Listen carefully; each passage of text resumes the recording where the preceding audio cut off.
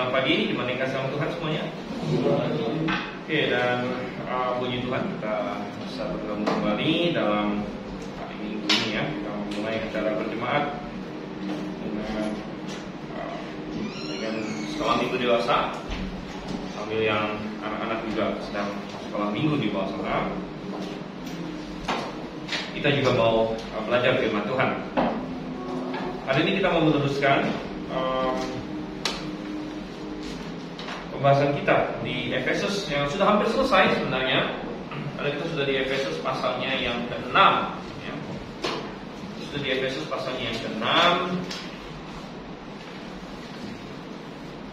Dan kita mau melihat ayat 10 sampai dengan ayatnya yang ke-17. Minggu lalu kita sudah masuk juga di sampai ayat yang ke-13 di sini ya. Jadi kita mau lanjutkan. Tapi sebelumnya kita akan baca dulu perikopnya sekali lagi. Oke. Dan saya akan bacakan. Buat sekalian silakan perhatikan dengan baik.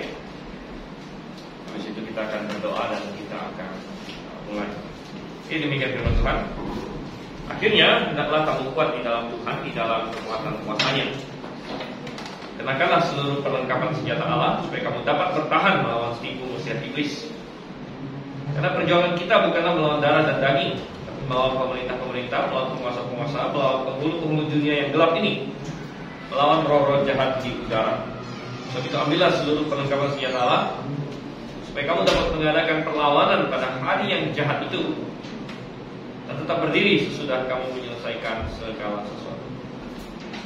Jadi berdiri tegap, berikan pinggangkan kebenaran, dan berbaju sirahkan keadilan. Kakimu berkasutkan kerelaan untuk memberitakan Injil damai sejahtera. Dalam segala keadaan pergunakanlah perisai iman. So, dengan perisai itu kamu akan dapat memadamkan semua panah api dari si jahat. Dan terimalah ketopong keselamatan dan pedang roh, yaitu firman Allah. Oke, kita stop di sana. Karena nanti ayat 18 sampai 24 kita bahas di lembar terakhir nanti ya. Oke, sebelum kita masuk ke lanjut, kita akan berdoa dahulu. Dan yang bisa Evan, kita berdoa. Mari kita berdoa. Sekali kami bersyukur Tuhan kami dapat kembali belajar sebagian firman Efesus. Surat Efesus Tuhan sudah sampai pada pasal 6 pasal terakhir Tuhan. Dengan Tuhan yang tolong kami berikan kasih karunia dan hikmat Tuhan pada Mas Stephen yang akan mengajar kami dari tempat yang baik, maksudnya kami dapat mengerti firman-Mu dan mengerti rahasia dari firman-Mu dan kami berdoa mengucap syukur dalam nama Tuhan Yesus. Amin. Amin. Oke, kita mulai sekarang di sini. Kita sudah sampai di nomor 5 bukan di sini kita. Nomor 5 ya. Baik, oke. Jadi kita sudah lihat ayat 10 sampai ayat yang ke-13. Poin nomor 5. Selanjutnya Paulus mau menguraikan perlengkapan senjata Allah. Perlengkapan senjata Allah. Sekali lagi karena kita berperang bukan melawan darah dan daging. Peperangan kita adalah peperangan rohani. Dan kita memang sering memakai ini di dalam gereja kita maupun di gereja kita maupun di STT ya, di GITS, dimana kita menggunakan ilustrasi peperangan, prajurit dan sebagainya. Namun kita harus paham bahwa ini bukan fisik gitu. Kita bukan lalu pergi keluar sana kita cari musuh, kita serang mereka, tidak. Yang tidak seperti itu. Kita juga bukan sedang membentuk suatu kelompok paramiliter gitu, enggak. Walaupun mahasiswa GITS pakai merah-merah misalnya ya. Bukan disuruh jadi apa gitu ya, komando apa gitu, bukan ya. Tapi ini semua untuk menggambarkan suatu peperangan rohani. Peperangan rohani yang sebenarnya setiap orang Kristen hadapi di sini. Ya, jadi kadang-kadang ya misalnya di kata yang saya lupa, yang background sekarang yang masih ada itu kan yang ada prajurit-prajurit itu ya, yang prajurit-prajuritnya semua adalah peperangan rohani gitu ya. Dan dikatakan sini selanjutnya Paulus mau menguraikan perlengkapan senjata Allah yang diperlukan untuk dapat berdiri pada hari yang jahat. Dapat berdiri, karena dikatakan di sini dengan perlengkapan senjata ini kita dapat mengadakan perlawanan pada hari yang jatuh dan tetap berdiri. Jadi posisi berdiri adalah posisi yang masih siap, gitu. Posisi yang masih mantap, bukan sudah jatuh, bukan sudah terbaring. Jadi posisi tetap berdiri. Oke, langsung saja, apa saja perlengkapan senjata itu? Pertama adalah ikat pinggang kebenaran. Ikat pinggang kebenaran. Jadi kata kebenaran di sini adalah kata truth. Ya, truth itu berasal dari bahasa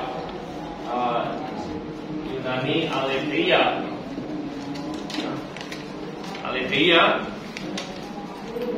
Jadi berikat pinggangkan kebenaran. Dan itu sangat menarik sekali bahwa dari semua perlengkapan yang paling pertama Paulus sebut adalah ikat pinggang kebenaran. Dan ingat bahwa surat Efesus ini adalah termasuk dalam surat penjara, atau prison epistle. Artinya suratnya ditulis ketika Paulus sedang berada di dalam penjara. Dan bisa jadi sambil Paulus menuliskan ini, dia memiliki semacam bimbingan visual, karena sangat mungkin sekali sambil Paulus menulis ini ada seorang prajurit Romawi sedang berketia, gitu. Sedang berjaga di situ mungkin. Dan kita tidak diberitahu spesifik kapan Paulus menulis ini, pada pemenjaraan yang mana, karena Paulus dipenjarakan beberapa kali ya. Paulus dipenjarakan pertama di yang agak lama. Kita nggak usah hitung yang pendek-pendek lah, kayak di Filipina dia pernah di penjara, tapi itu kan sebentar sekali, cuma 1 malam. Tapi di penjara agak lama itu nomor 1 masih ingat nggak di mana? Di Kaisarea, ingat ya? Di Kaisarea waktu dia di penjara di zamannya Felix, habis itu diserahkan kepada Festus. Itu dia dipenjarakan mungkin sekitar 2-3 tahun. Kemudian setelah itu dia dipenjarakan juga di Roma. Di Roma waktu dia naik banding kepada Kaisar. Nah, kemungkinan besar Paulus menulis ini waktu dia dipenjarakan di Roma itu, bukan ya waktu dia di Kaisarea. Jadi dia pemenjaraan di Roma, dan pemenjaraan di Roma ada 2 kali, kemungkinan besar adalah pemenjaraan yang pertama. Jadi kita tahu bahwa pemenjaraan Paulus di Roma itu pemenjaraan yang ringan, katanya, ringan. Jadi dia tidak ditaruh di penjara yang paling dalam, tapi pemenjaraan ringan, bahkan bisa jadi pemenjaraan rumah bahkan. Jadi, ya. Jadi tapi kemungkinan besar ada prajurit yang menjaganya. Jadi Paulus bisa sambil lihat prajuritnya, sambil dia catat nih perlengkapan senjatanya apa saja di sini. Dan pertama disebut adalah ikat pinggang. Oke, dan lanjut dalam misi kita, ikat pinggang bagi hari ini mungkin opsional. Ya, mungkin opsional. Jadi banyak orang tidak paham gunanya ikat pinggang di sini. Ya, banyak orang tidak paham gunanya ikat pinggang. Tetapi dalam konteks zaman itu adalah hal yang penting, yang mengikat dan menyatukan semua perlengkapan lain. Jadi ikat pinggang waktu itu ya mengikat dan menyatukan semua perlengkapan yang lain. Jadi biasanya pedang itu ditaruh di ikat pinggangnya. Jadi ikat pinggang, ada ikat pinggang. Jadi pedang itu kan ada apa istilahnya itu? Sarungnya. Nah, benar. Ya. Jadi sarungnya itu ditaruh di sana. Bahkan semuanya ya itu kita lihat ya. Jadi adalah suatu hal yang sangat penting sekali. Gitu. Selain itu, ikat pinggang juga menyatakan suatu kesiapan dari kita. Orang yang sudah berikat pinggang itu berarti orang yang sudah siap jalan, gitu, sudah siap. Coba kita buka dalam Lukas pasal 12 ayatnya yang ke-35. Lukas 12 ayat 35. Dan ini adalah suatu perkataan yang memberitahu bagi kita apa makna ikat pinggang pada waktu itu. Dikatakan, hendaklah pinggangmu tetap berikat dan pelitamu tetap menyala. Nah, ini menunjukkan kesiapan sudah siap jalan.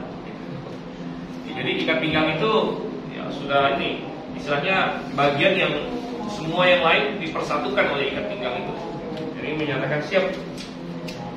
Jadi ini adalah alat pertama yang Paulus sebut menunjukkan betapa pentingnya hal ini. Ya, kebenaran atau truth. Dan memang benar, ya kalau nggak ada kebenaran maka semua yang lain tidak pada tempatnya. Kalau misalnya kita bilang, oh kita harus berbuat baik, itu bagus, berbuat baik. Tapi kalau berbuat baik nggak punya kebenaran, maka berbuat baik itu sudah tidak pada tempatnya. Tidak pada tempatnya. Berbuat baik itu bisa salah arah, bisa malah kacau. Atau kita bilang beriman. Nanti kan ada iman nih, perisai apa? Perisai iman. Tapi kalau perisai iman tidak ada kebenaran, maka nggak ada gunanya. Ya sama seperti orang yang fanatik terhadap agamanya, imannya sangat kuat, tapi imannya salah. Imannya salah, dia nggak punya kebenaran. Kita bilang malah jadi kacau. Jadi ikat pinggang disebut di sini pertama, ikat pinggang kebenaran, aletheia, menunjukkan betapa pentingnya kebenaran ya untuk membuat semua yang lain berada pada tempatnya, proporsinya yang benar. Dan juga menyatakan suatu kesiapan bagi prajurit Kristen ini, bagi orang Kristen untuk berdiri dan mengadakan perlawanan pada hari yang jahat itu. Oke, kembali ke Efesus pasalnya yang ke-6 di sini. Ada ikat pinggang kebenaran. Berikutnya adalah berbaju zirahkan keadilan di sini katanya ya, keadilan. Kedua adalah baju zirah keadilan. Dan keadilan di sini dalam KJV diterjemahkan righteousness. Righteousness ya. Jadi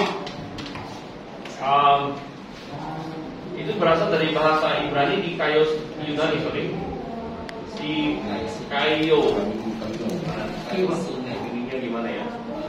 Ini Kai Idul.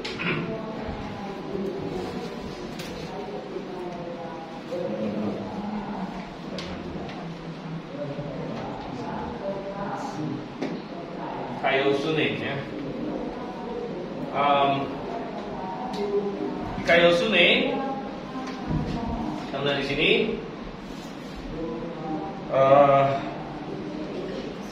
sama-sama bisa diterjemahkan kebenaran sebenarnya ini ya. Ini kebenaran. Ini juga bisa diterjemahkan kebenaran walaupun di LA diterjemahkan keadilan. Karena ini truth. Truth ini righteousness. Ya, righteousness kan right kan kebenaran, benar kan? Right kebenaran kan? Righteousness jadi kebenaran. Bisa juga. Tapi penekanannya berbeda. Di mana aletheia penekanannya adalah pada pernyataan yang benar atau hal yang benar. Jadi misalnya kita bilang di sini Yesus adalah juru selamat, ini adalah aletheia.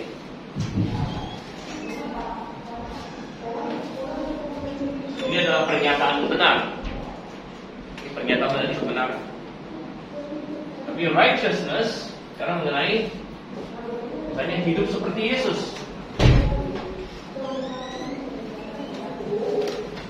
Jadi ini berbicara mengenai tindakan yang benar, perilaku yang benar. Jadi ikat pinggang kebenaran, apa yang kita percayai itu benar. Lalu habis itu berbaju zirahkan keadilan ya, karena dia bisa diterjemahkan kebenaran, keadilan. Bisa juga diterjemahkan kebajikan. Jadi ini bicara mengenai perilaku yang benar, tindak tanduk yang benar. Jadi Jadi itu yang kita lihat di sini. Di isian kita, dan di sini baju zirah adalah perlindungan terhadap organ-organ vital. Ada dua hal yang dimaksud di sini. Itu kebenaran yang kita miliki di dalam Kristus, dan kebenaran karakter yang kita bangun dalam Tuhan. Jadi ada dua kebenaran yang kita maksud. Itu kebenaran Kristus. Kalau saya ibaratkan ya, jadi ini Yesus Kristus. Yesus Kristus, saya salib kan? Ini Yesus Kristus. Yesus Kristus dia punya kebenaran. Dia adalah orang benar. Semua tindak tanduk dia benar, kan? Dan tindak tanduk benar dia ini, kebenaran dia ini bisa menjadi milik kita kalau kita berada di dalam Kristus.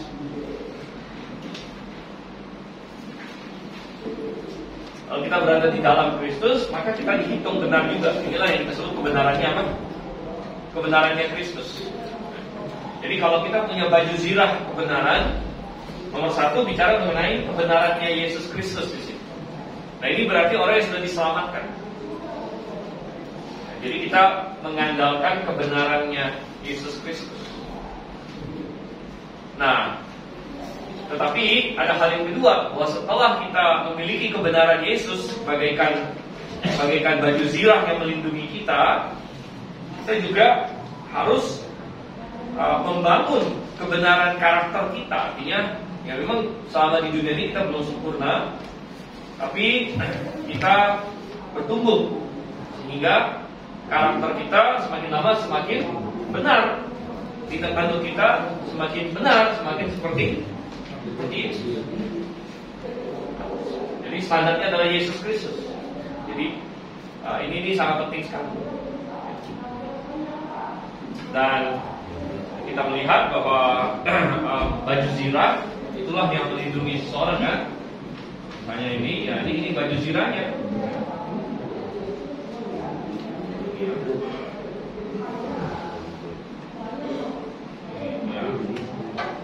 Saya tidak berbakat sebagai artis, tapi ini baju zirahnya. Nah, ini baju zirahnya. Ya, kira-kira tahu. Ya. Dan jadi ini baju zirah ini kan, ini dia yang melindungi kita, melindungi. Dan kalau kita tidak memiliki baju zirah ini, maka dengan mudah kita akan dilumpuhkan sehingga kita tidak efektif lagi bagi Kristus. Tidak efektif lagi. Misalnya kita punya pedang. Pedangnya nanti belum kita bahas, tapi pedangnya adalah pedang roh.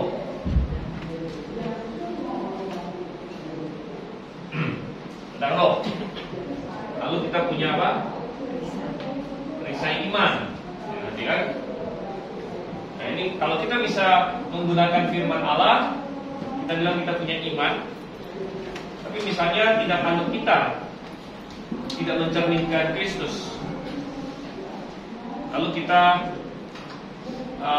berdosa dan kita membiarkan dosa dalam hidup kita, maka kesaksian kita akan mudah ditembus. Misalnya kita ngomong sama orang, kamu harus percaya Yesus, kalau macam kamu pakai pedang roh untuk menginjil dia, kamu pakai perisai iman untuk menangkis kesesatan. Tapi kemudian teman kamu atau siapa kamu berkata, loh, tapi kenapa kemarin kamu bohongin si A? Berarti baju zirah kamu ditebus, kan? Kenapa kamu kemarin bareng saya ini kan? Browsing yang porno misalnya. Sementara kamu nginjilin teman kamu, tapi baju zirah kamu habis ini. diserang. Maka ya kita bilang bahwa efektifan kita sebagai prajurit Kristus akan runtuh. Jadi betapa pentingnya baju zirah itu. Jadi kita punya ini jika pinggang kebenaran, kita harus percaya yang benar. Ini memang sudah dasar, percaya yang benar dulu. Tapi kemudian kita harus memiliki tindakan yang benar. Tindakan yang benar sebagai baju zirah kita. Oke, lanjut lagi ya. Lanjut lagi C di sini. Kita masuk ke ayat yang ke-15. 15. Jadi perlengkapan senjata Allah yang ketiga berikutnya adalah kasut. Kakimu berkasutkan kerelaan untuk memberitakan damai sejahtera. Jadi kasut kerelaan memberitakan Injil. Kasut kerelaan memberitakan Injil. Baik, jadi dari sini dia masuk ke kakinya. Jadi ada kasut di sini ya. Dan kasut ini sangat penting juga. Sangat penting sekali. Karena kalau tidak ada kasut yang baik, seorang tentara tidak bisa efektif. Karena kebanyakan yang dilakukan oleh pasukan, kalau Anda tanya pasukan manapun, perangnya maksudnya benar-benar ketemu musuhnya. Kalau pasukan sekarang kan tembak-tembakan, atau pasukan zaman dulu pedang-pedangan, itu hanya sekian persen, kecil sekali dari waktu mereka. Kebanyakan waktu mereka adalah marching, atau istilahnya ya bergerak dari satu titik ke titik lain. Ya. Jadi mereka harus dari sini pindah ke sini untuk menghadapi, dari sini pindah ke sini macam. Jadi yang benar-benar ketemu musuh itu mungkin kurang dari 10% waktu mereka, tapi 90% lebih waktu mereka adalah bergerak, ya, melangkah dari satu tempat ke tempat lain, ya, bergerak dan lain sebagainya. Dan untuk itu diperlukan kasut yang kuat. Dan kasut yang kuat ini adalah bilang kerelaan memberitakan Injil. Jadi memberitahu kita fokus peperangan kita.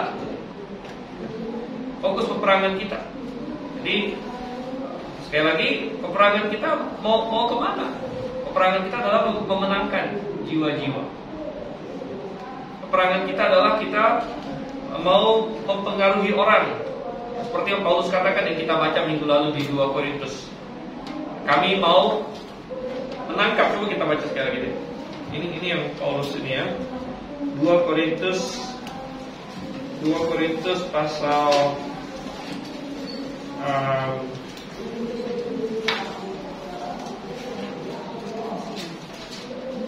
ini pasal 10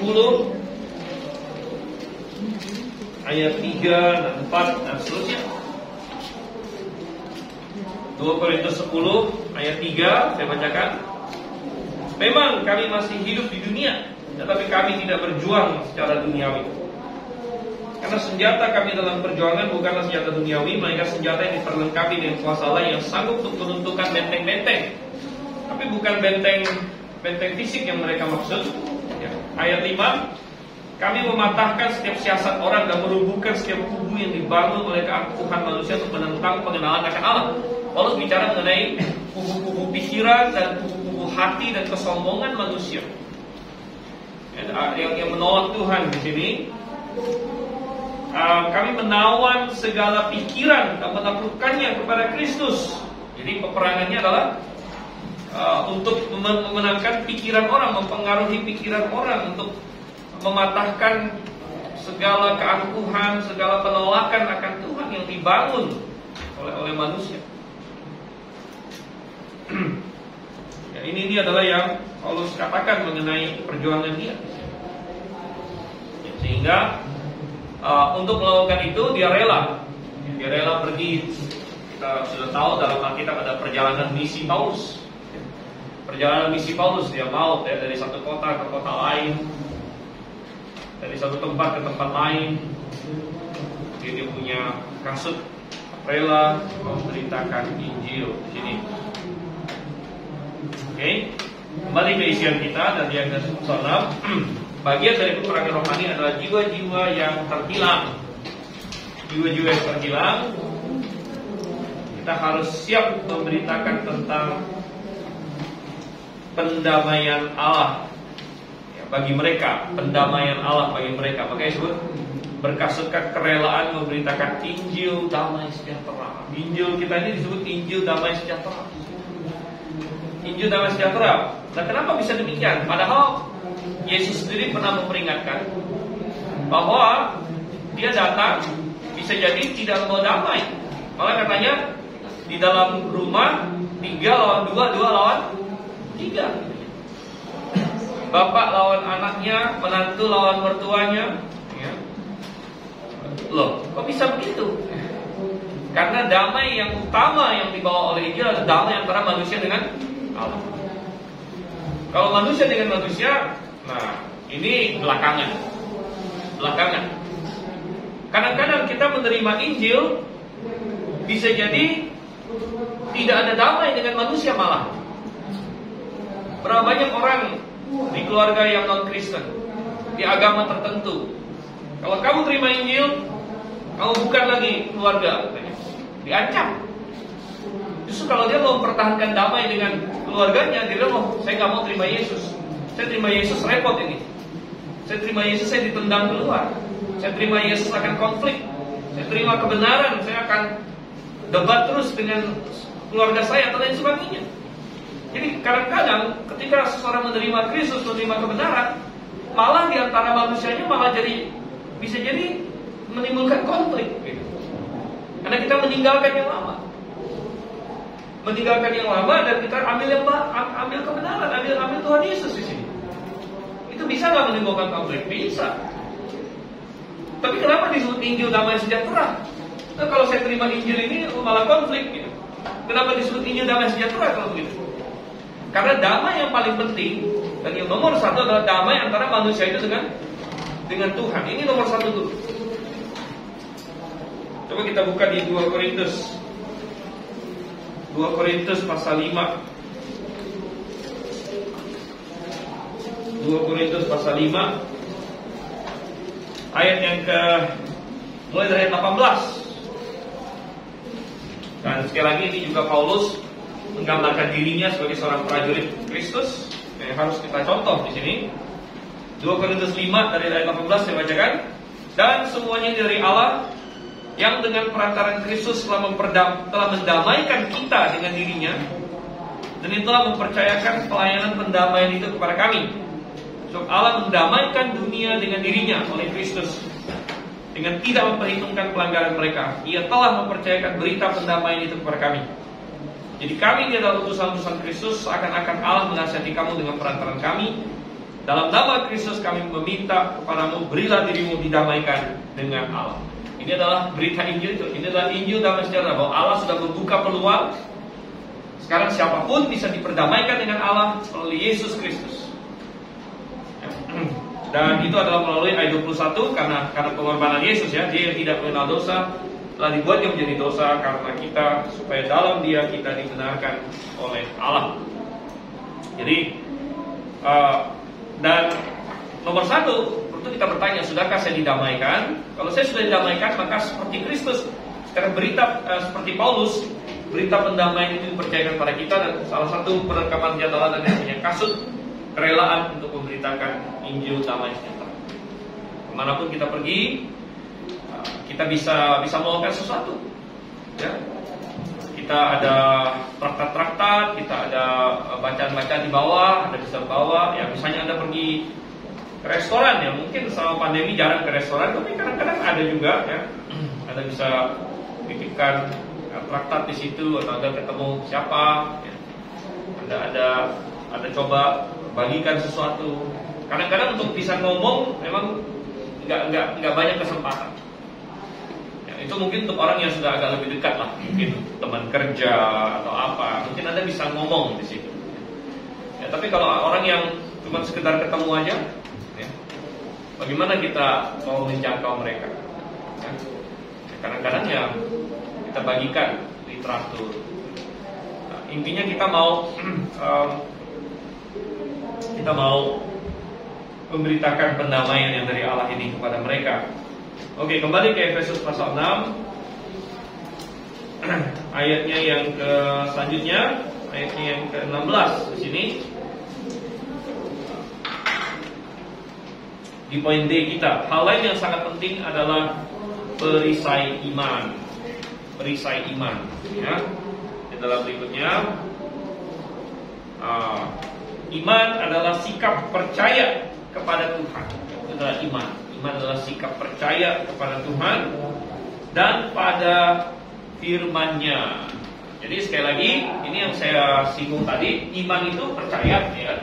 Tapi iman itu harus iman yang benar. Makanya paling awal tadi apa? Aletheia, jika tinggal kebenaran, ya. Maka iman itu ditujukan kepada yang benar, yaitu kepada Tuhan dan kepada firman-Nya.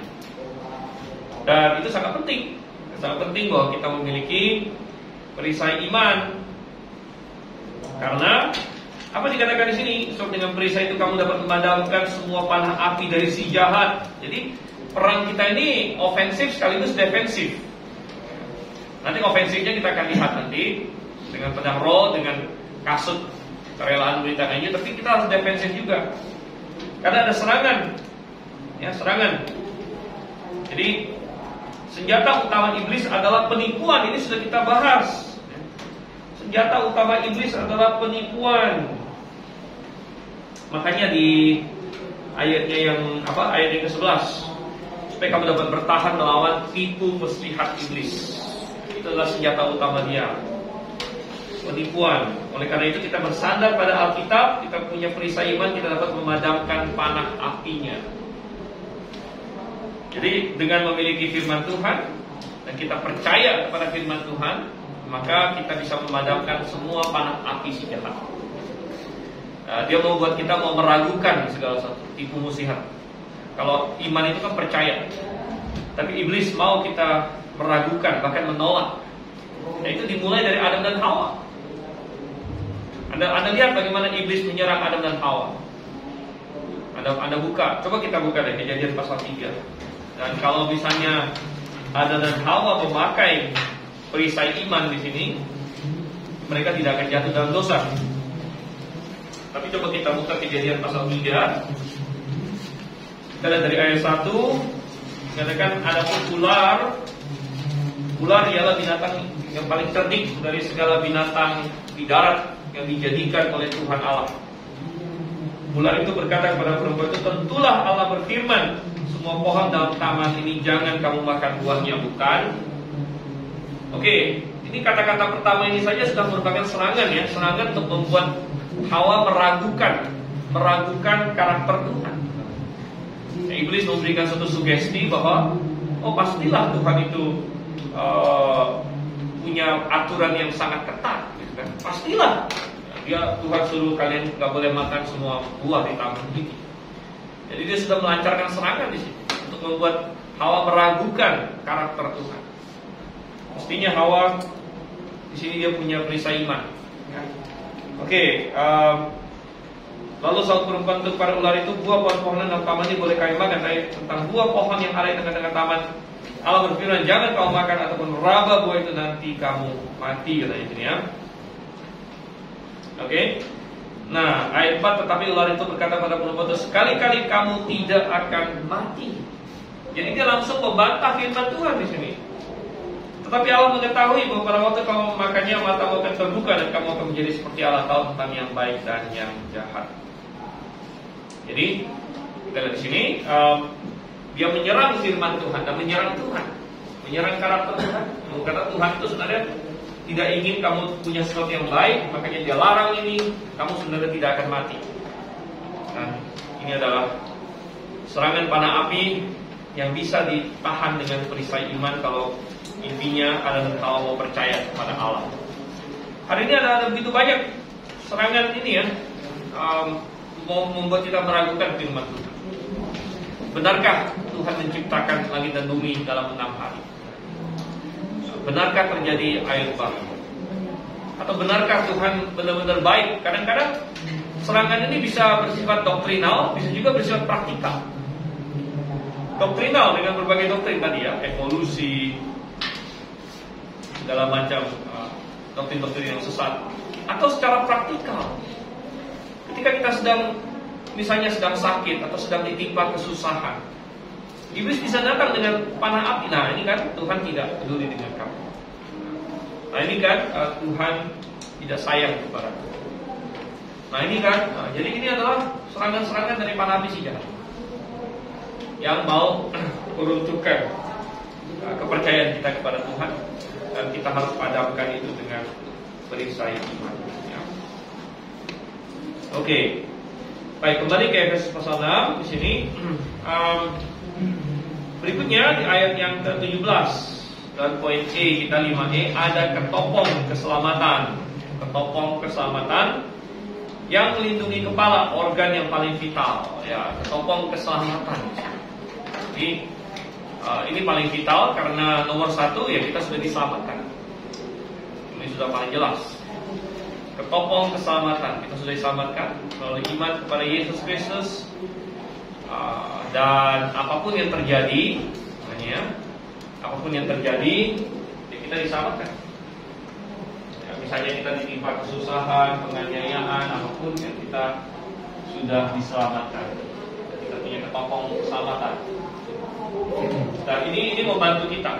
Jadi membuat kita berani untuk berdiri bagi Tuhan. Karena kita tahu kita sudah diselamatkan.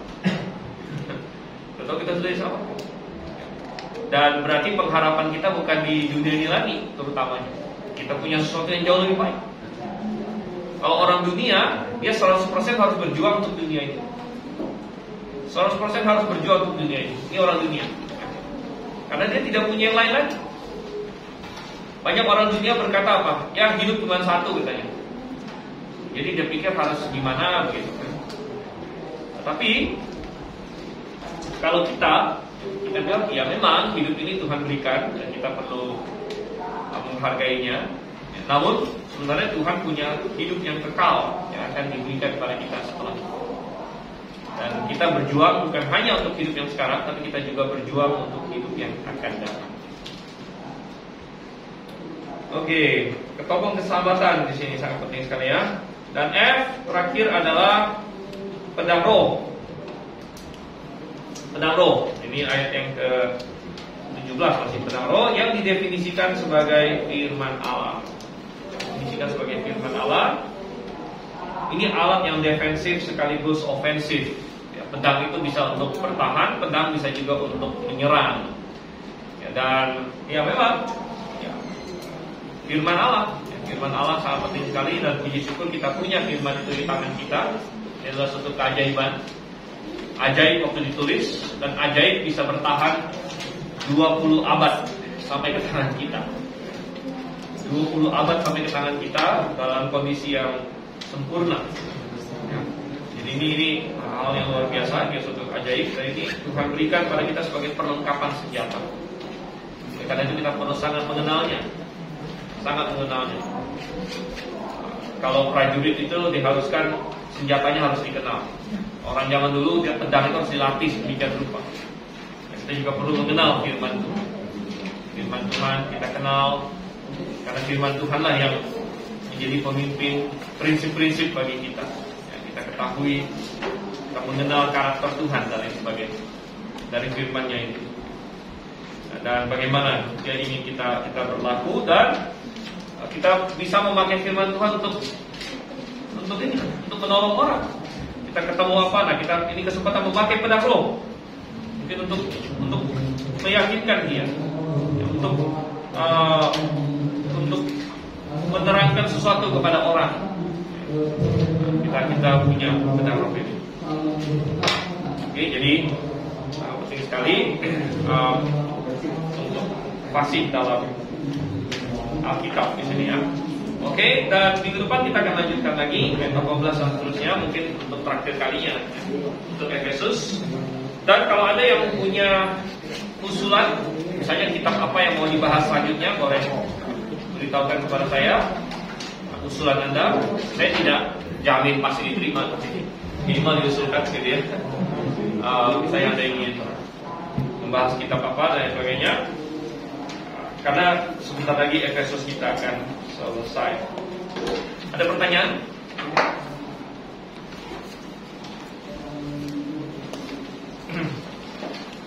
Oke, baik. Kalau tidak ada pertanyaan, kita tutup dalam doa. Minta Pak Rono untuk kita dalam doa. Kita berdoa. Kami yang dalam surga, terima kasih Tuhan buat kesempatan kali ini kami boleh belajar firman-Mu, sehingga kami boleh lebih banyak mengetahui kepada Kamu, sehingga kami tidak gampang memperhatikan oleh dari yang pelajaran. Terima kasih ya Tuhan, kami minta kiranya Roh-Mu terus menjaga kami, dan kiranya Engkau mendapati kami tetap setia sampai akhir. Terima kasih Tuhan, berkati juga Mas Stephen dan kami dalam hidup kami. Terima kasih, semoga kami akan hidup di pengertian dan di dalam nama Tuhan Yesus Kristus kami berdoa.